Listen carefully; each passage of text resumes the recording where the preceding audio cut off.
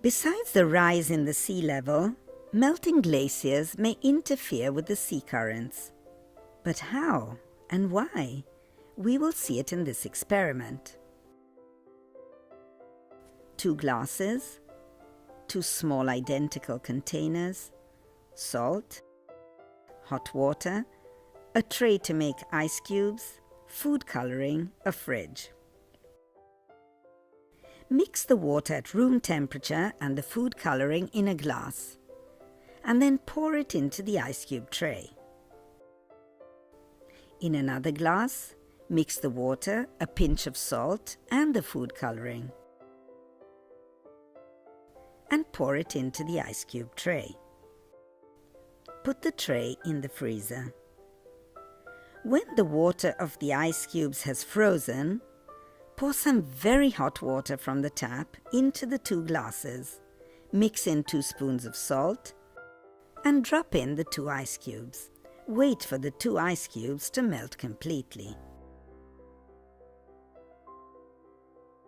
The water of the salty ice cube will sink to the bottom of the glass, while the water of the other ice cube will float on the surface.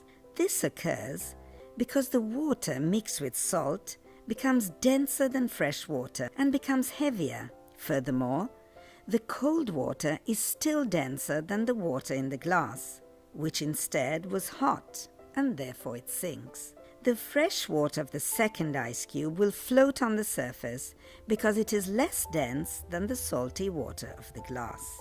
Water in the ocean circulates due to the differences in the water densities, which in turn are caused by differences in temperature and salinity. Colder water is denser than hot water, while salty water is denser than fresh water. Water heats near the equator and moves to the surface of the ocean in the north and travels to the colder latitudes where it becomes cooler.